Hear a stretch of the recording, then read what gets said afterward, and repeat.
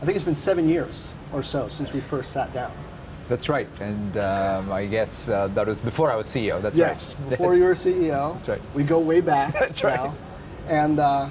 And you're famous now. I mean, what you happened? wrote a book. Oh. I think I saw you in Better Homes and Gardens even. Right. Not just the, I've never seen, that I can recall, an executive go from who's he to, no, this guy knows what's going on and he is at the center of the zeitgeist, quite the way I've seen you do it. Is it weird? If you say so. I mean, I don't find any difference, but you know, it's been a fantastic ride. I mean, I think what's been humbling for me is I don't get confused. This is all because of the platform I've been given, which is it's Microsoft and the work we do. It's not me, but it's the opportunity I've been given. At what point do you say, and I know this isn't a turnaround, this is hitting refresh, and there's still work to do, as you said in the book, but Microsoft stock is near all-time highs in the mid-90s recently. At what point can you say, yeah, we've got that part behind us, the turnaround or the refresh or whatever you want to call it. There's still more to do, but yeah, good job, team. Now it's time to take the next hill. I mean, I think that's the fundamental posture that we have to have, and quite frankly, any company that needs to continue to renew itself needs to have. Because if you think about it, what's going to happen next and the day after is what you have to anticipate. So what has happened in the past is just the past. But is phase one done? Can you kind of say, hey, I've been CEO for 4-ish years now, and yeah, we got that part done. Pretty good job. Yeah, I mean, I think, you know, to me, it is very important to start with two things. A very clear sense of purpose and identity, and a clear understanding of how to express that sense of purpose and identity in a changing world. So I feel like in the last 4.5 years, we were able to do a good job of that. But I tell you, I only think of what are we going to do next?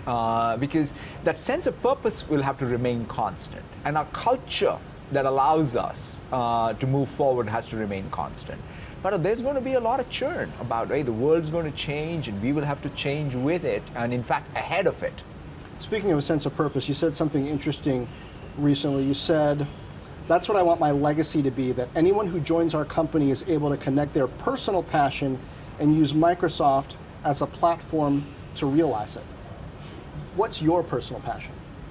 It's a great question. In fact, the way I got to this was I used to work for a gentleman by the name of Doug Burgum, who's actually the governor of North Dakota now.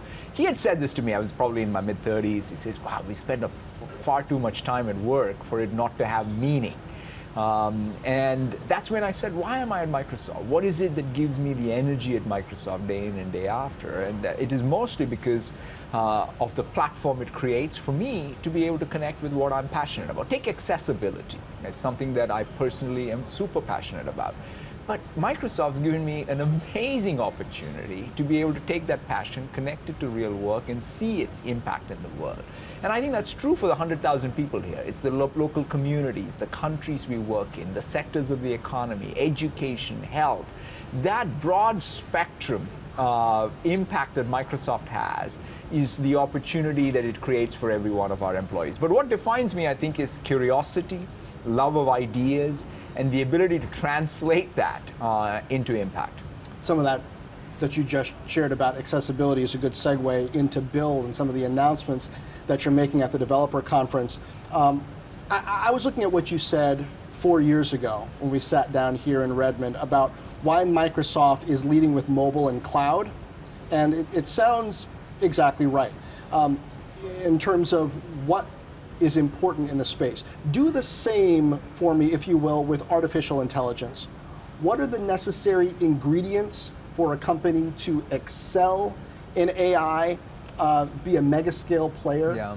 How many mega scale players are there going to be, and why is it essential?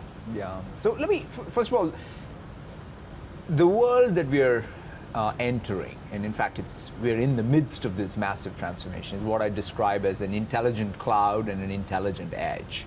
I mean, think about it, right? The computing fabric is getting more distributed and more ubiquitous. You have now more computing power. Take GPU power in a car than perhaps even in a data center a few years ago.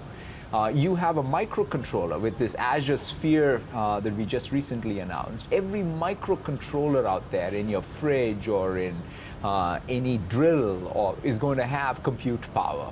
Every factory is going to have millions and millions of sensors. And your neighbor Amazon is buying intelligent doorbells. That's right. Video cameras recognizing in faces. Fact, that's right. In fact, one of the announcements at Build is going to be a Qualcomm camera that's capable of running an image classifier in a container. So that means in the wild, you can start recognizing objects. Or a DJI drone. In fact, that's going to be capable of running, again, the Azure Edge so that it can detect any faults in an oil pipeline.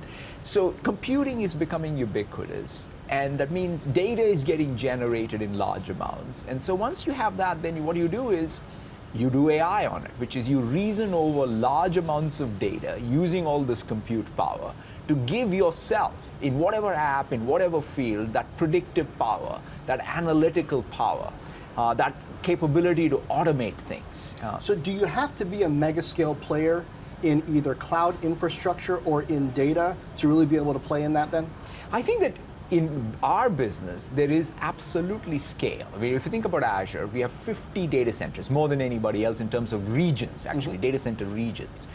We also have the capability of putting Azure Stack wherever you want it. We have the ability to even embed things like Azure Sphere. So yes, you have to have some scale around the capability, whether it's the AI capability or the cloud capability. But I sort of view it as this next phase is not about celebrating just the mega scale players. It's who can really translate their scale into mass impact in where every business is becoming an AI business. Because I feel like we're in this phase still of celebrating AI breakthroughs. I do that myself too. If you think about it, Microsoft, I'm so proud of our achievements in human parity in speech or object recognition or machine reading and comprehension. These are big breakthroughs. But to me, what is going to define our business success is going to be our ability to translate that into a set of platforms and tools that are actually commoditized. I mean, this is the funny part. Commoditized. That means it should be possible for any developer out there in any company, at Maersk, at AJ Bueller, any of the companies we work with, to be able to become an AI developer. Okay. Because unless and until we achieve that, at least for Microsoft's business model and our identity, just saying I have speech recognition that's world record breaking is no good. I've got to give it to Xiaomi so that they can, for every Chinese traveler, build a machine translation device or a speech translation device. That's breakthrough, and that's what we are focused on. So at another developer conference back in the fall, they also were unveiling some AI-related tools and a camera connected to that. Are we going to end up with these developer tools around artificial intelligence with walled gardens? In fact, if you look at Amazon and us, if there's one common ground we have between us is that we believe in our personal digital assistants, whether it's Alexa and Cortana, in fact, working with each other. This is speaking to your walled gardens point, which is, I think that sometimes walled garden strategies can work for some of the time, but not all of the time. I think, at least in our case, when it comes to Azure, we are building it out as an open ecosystem. A distributed ecosystem that addresses the world's needs, and we'll have strong competition. But we'll, in some sense, there will be some scale players that will always be competing in. I'm not a believer in all these winner-take-all type of dynamics. I feel like you have to sort of compete each day to make progress. I want to talk to you about data ethics, because I know that's something that's going to be a theme at Build as well. Have you considered rethinking Microsoft's business model around data? I mean, there's been this idea in the industry that in exchange for free services, you basically allow certain companies to follow you around digitally. Yes, you have the opportunity to opt out using certain browsers or certain browser settings, but generally speaking, the trade-off is you get to use this for free, we get to follow and target. Is there the possibility that that bargain's not going to work anymore? I mean, it's a great question. In fact, if anything, I feel at Microsoft we've done a lot to make sure that our business model is fundamentally aligned with our customers and their preference. What I mean by that is we do have some ad-supported businesses, but we have subscriptions, whether it's for individuals or for organizations. And the predominant business model at this company is all about making sure that the data and any surplus that gets created out of data, like AI, is to benefit the user, not us. So we want to be a pure software company that through subscriptions helps every organization and every individual get more out of their data, more out of their time. That, to me, I think is going where the world is going. I think people are going to put more value on their data. Even individual consumers are going to wake up to the fact that there's nothing free. And so it's a choice. It's not to say that there isn't room for someone to say, yeah, this is a good trade where I'm using a free service in exchange for some data, but there's nothing free about it. So is there a plan B for Bing, for Outlook.com, et cetera, that says, you know what, if we get to the point where tracking is something that there's a backlash against, we have a plan for that? Absolutely. I mean, in fact, in a lot of these things, in search in particular, we have taken great pains that it's only ads that have been driven on intent, which is part of the results page. We don't take that data, use it elsewhere. We don't have any targeting business that is at large. We are very, very conscious of those choices that we have made in terms of making sure that the products that we create are all about users' interests as the first and foremost. On cloud, you said when we sat down 4 years ago, if you're not already spending a lot of capital on the order of $4 or $5 billion each year, which just to grow your, which is increased, it doesn't go down, right? Probably it's a little too late to enter the market. You went on to say there are at least two players like that, Amazon and Google in particular, but we are one of the three in that category. Update me. How does the competitive field look? Is it still the three? Would you tweak your definition of what it takes to really be? It's a good question. I mean, you know, the capital investment is one part of it. And clearly, I think Amazon and us, when it comes to broad cloud platform, are number one and number two. And that game's on, and each quarter you all track us on that progress.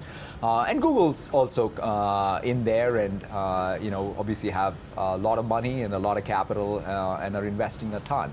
But I think $2 billion rate, I think they recently announced. They're starting to show some numbers. And so to me, what I think is going to be important here is increasingly trust. What I mean by that is, just like it's not just about capital. Let's say amongst the three of us, who is most, if you think about, you know, talking to a CEO of an industrial company, a CEO of a healthcare company, a financial services company, a grocery company. Yeah, grocery company. Good example. I think it's going to come down to trust. Trust not just in the technology, the ethics around AI, privacy, security, all that also matters. Trust in business model, where that alignment of your interests as a customer and the interests of the provider are fully aligned. I sort of say one of the currencies is what you think, what you say, and what you do are got to be in alignment. Now, I'm reading between the lines here. I hear stories about retailers coming to Microsoft, maybe even grocery coming to Microsoft because, hey, Amazon's all in grocery now with Whole Foods. Retailers are looking over their shoulder wondering, Amazon's got a good platform, but at the same time, are they going to come at the core of my business model? Yeah, it's not even just Amazon, by the way. You got to remember, Amazon and Google both are fantastic at being able to wig transactions.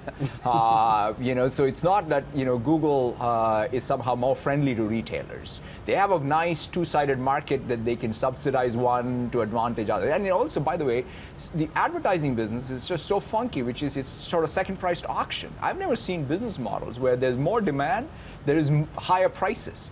So I feel like, wow, any customer who is essentially subsidizing their own tax increase should think through exactly how that's going to work out in the long run. So that's where I feel like long-run business model trust is going to be so important. How do you structure your workforce to, I guess, best embrace that interest and trust that the customer has? Is there a different approach in sales, in messaging? What are you telling people? I think in fact, that's where you're getting every part of your organization aligned, starting with your sense of purpose and mission. That's why when I say we want to empower people and organizations all over the planet to achieve more, it's got to be more than a set of words. Like, our success is based on our customer success. Second is then create that business model. Like, take subscriptions. If you don't use it, they will churn out. That means you only get paid when they're using it and driving value. Consumption business model. So getting fully aligned on the business model. And then shaping the culture, whether it's the person in the field. We now have these new roles in the field called customer success. That's all about making sure that the customers are able to do what they want to do with technology to impact their business. And to me, that type of transformation, end-to-end, and consistency. It can't be like, oh, I'm doing something here, but something else somewhere else. How do you compensate customer success? Just by how customers are rating you. NPS is a good one. Net promoter scores. Net promoter scores is a good one. Are they consuming? For example, have they activated all the capabilities? So we have what we describe as leading indicators of success of our customers. And in fact, compensate our folks, not on revenue, not on margin, but on those metrics. Interesting. I think we've already established you were right about a lot of things over the past 4+ years. What were you wrong about? I think the thing that has caught me most by surprise is how multi-constituent. Even when I started out 4 years ago, I thought I understood, of course it's about customers, it's about our employees, it's about our shareholders. But it's not just that. It is about recognizing that in every community that we operate in and serve, there is multiple constituents that all have to be in harmony with your interests. And that is probably the place where I've learned a lot. Starbucks just got a lesson in that, if I'm reading you the right way.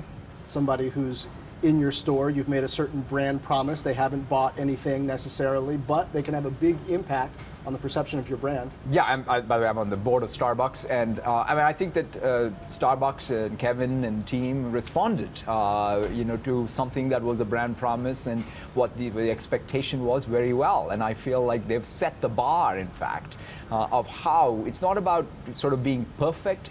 It's about being able to learn from things that happen and to be able to improve and change the culture of your organization. That's what we're doing as well. So what drove that home for you? You said that was an area that caught you off guard a bit. I'm sorry, what is that? You said that was an area that caught you off guard a bit, the multi-constituent nature. Yeah, I mean, it's just the ability as a CEO to be able to recognize. Was there a moment where you realized, boy, this is... Yeah, I'll tell you, in fact, one of my biggest moments was we got a letter probably my first year in from the Association of the Blind in the United States about saying, hey, look, you guys have to take software work you do very seriously for accessibility, especially for people with visual impairment. And I've always, in fact, championed. Long before I was CEO, I used to be the one who internally championed our accessibility work. But that's when it struck me is this can't be a checkbox. This requires us to integrate into the mainstream, and the universal design needs to become something that is much more culturally ingrained in everything we do. And it's been a phenomenal. I mean, to me, some of the most exciting impact of AI, whether it's gaze technology and what it can do for someone with ALS, or some machine reading technology and what it can do with someone with dyslexia. That's now been an awakening for us. And that's when it caught me in saying that, that particular advocacy group sending me a letter was a bit of a wake-up call for me to sort of recognize that we will only be a company that we want to be if we take all constituents but yet approach with that universality in our products. I think you can expect some more letters from advocacy groups now.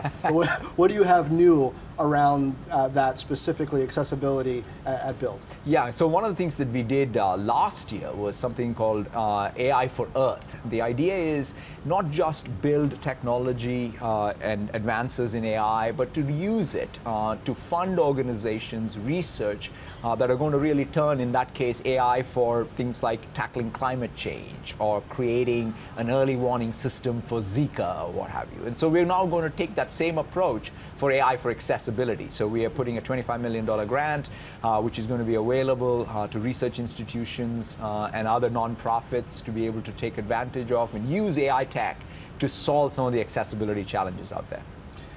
I think the last time I sat down with you, Jeff Immelt was next to you, and you were talking about ways that Azure and Predix, GE's platform for industrial software, are going to work together.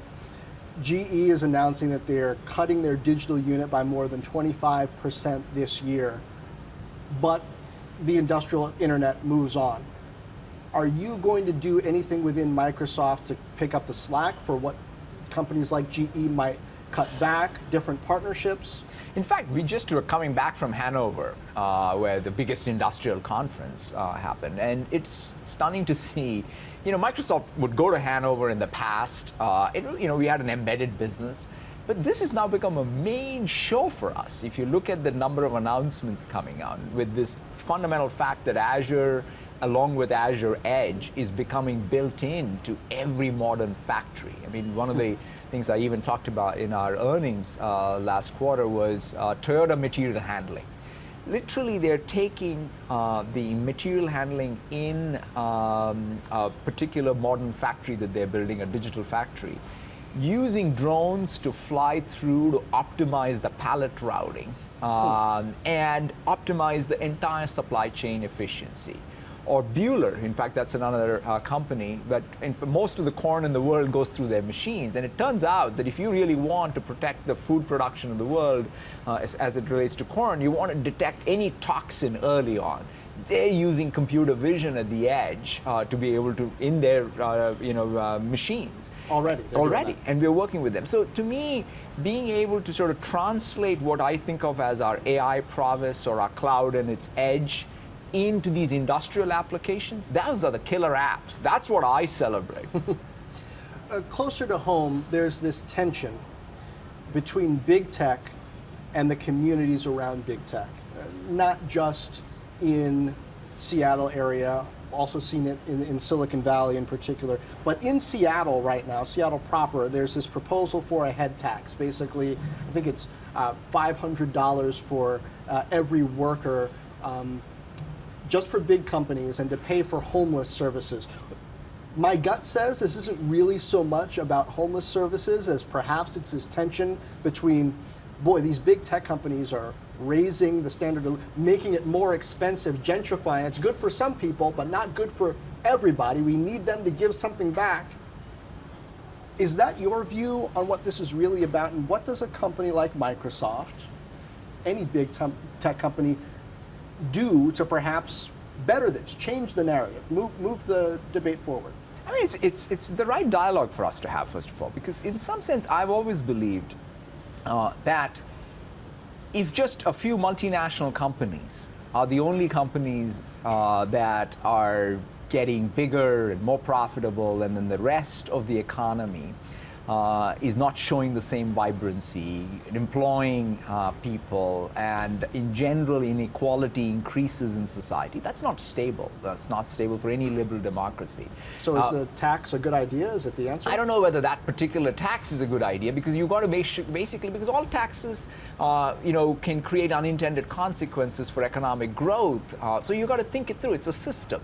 But that said, though, should every community think about how to make sure that the people in the community across all parts of the economic strata are able to live there, thrive there?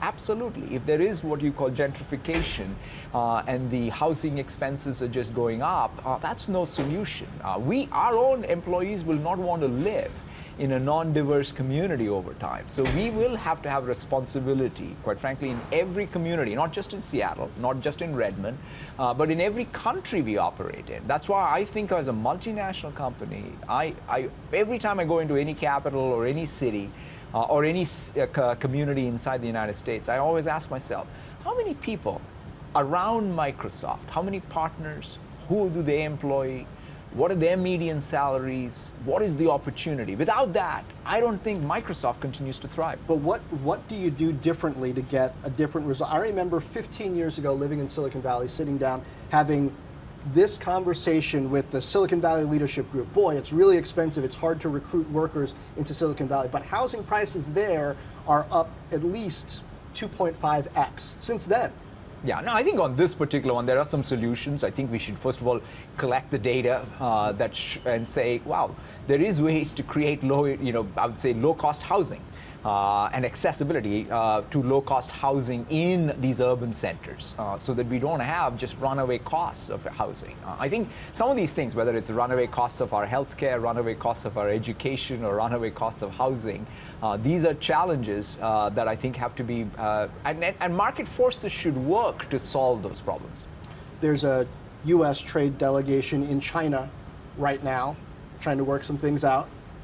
What's the best case scenario out of that as far as what gets brought back? Here's my simple view. I think about the next 10 years, next 20 years, next 30 years, whatever your time horizon is going to be defined by these two countries, China and the United States, creating more interdependence, not less. That's what's going to be good for the two countries. That's what's going to be good for the world. So my hope is that any dialogue that happens in any capital, in any venue, is all about sort of breaking through. I think there are legitimate issues that need to be discussed, but you need to come up with solutions, because interdependence is probably good for economic growth and stability of the world. Any third rails you see? When you say third rail, what do you mean? Things that they shouldn't touch or push, or? I think that anything that sort of creates just uncertainty is just not good. Whom does it serve? I think that the more we recognize that it's true that globalization or free trade as it was conceived has not created equitable growth in all parts. Like, that's the issue that I think is being debated. So that means you've got to go back, though, to the real principles of free trade and make sure that they are, in fact, implemented fairly. I want to talk about something that we've talked about before, which is gender diversity, women at Microsoft. About a month ago, the Seattle Times did a big story on Microsoft's culture. It said, the culture is still male dominant, there's casual sexism, and change comes slowly. Did you think it was fair? I think that, this is an issue that is front and center for me and for my leadership team, because in some sense, yes, change happens slowly, but we have to push every day and make progress every day. And that's what I have to hold myself accountable. In fact, and it starts with culture. When I think about the amount of time I and my leadership team now spend on making sure that we have that everyday inclusive culture. In every meeting, we are able to make sure that the people, the diverse group we have, gender, ethnic, are all able to participate. So I think it starts with culture and taking it as first class. Second, it just cannot be just words. It also has to be a set of metrics. So for example, my own compensation and my leadership team's compensation is now tied to a set of metrics where we have to make progress year over year. So I think you've got to go to work on this, whether it's on the culture or the metrics that really promote diversity and inclusion, and it's the right thing for us to focus on and not be satisfied with whatever we have. Is that a new thing on tying compensation to diversity metrics? I remember, Brian Krzanich at Intel is doing something where by job category, he wants the target to be, let's reach the available population according to the Bureau of Labor Statistics. So if electrical engineers are 35% women, then that's our target. Not 50-50, but 35%, because that used to be called quotas and it was a dirty word. How does it factor in now that we're at the place we are on diversity? I think, first of all, we got to start by saying don't think of this as a quota. This is, in fact, again, necessary for business success. I mean, think about what a diverse team can do in a multi-constituent world. I mean, if you go back to the question you asked me, wow, what has surprised you? What surprised me is, wow, as a company, we have to serve many constituents and their interests, their unmet, unarticulated needs. So every product group, every sales team, every marketing team will be better served by having diversity. And so to me, having representation reflect the world we want to serve is the best thing that we can do for our long-term business. And so that's what drives us. And even there, having some metrics on progress. For example, take women and women representation. Over the last 18 months, we've had a 50% increase in the number of corporate vice presidents at Microsoft. That's fantastic to see. Is it sufficient? Absolutely not. But is it a move in the right direction? I think so. What are you reading now, as we start to wrap up? I'm reading a book. God, I forget the thing. It's The Multiple Literacies of Leadership. Huh. It's a fascinating book, which sort of speaks, in some sense, to this intellectual pursuit now I have around saying it's not just one stroke you can have. You gotta think about the complexity, the ambiguity that exists, the uncertainty that exists in the world. You need to be able to then turn that into understanding and clarity. And it's not, you can't be excellent in just one thing, even as a leader. And the way you lead. Somebody sort of said this very beautifully to me, which is, for example, clarity. I talk a lot about what leaders fundamentally do is about bringing clarity. But it's about clarity of where you need to get to, but not be too dogmatic about the means, and being able to even have that distinction. So I've lately gone back to leadership, and another book that I recently read, which I loved, which is just something that I think about a lot, is Forged in Crisis. And that's a great book of some people like, Lincoln in particular, I mean, and how he came through his 2 terms to change history has been a real imprint on me. Finally, Satya Nadella before work. What's your routine? Is there something that you do before you're in the door, you're on, or maybe even, I mean, a lot of us start work really before we get to work, of course, but before you even get into that mode, is there a certain preparation that you feel works for you? I think my ritual is, however short on time or sleep or whatever, I somehow figure out or manage to get my 30 minutes of a run every day, wherever I am. And that, I must say, is perhaps what gives me all the energy and more. Keeps you trim too. I hope so. Yeah, the camera doesn't lie, it does. Satya, thanks. Thank you so much, John. Hey there, thanks for checking out CNBC on YouTube. Be sure to subscribe to stay up to date on all of the day's biggest stories. You can also click on any of the videos around me to watch the latest from CNBC. Thanks for watching.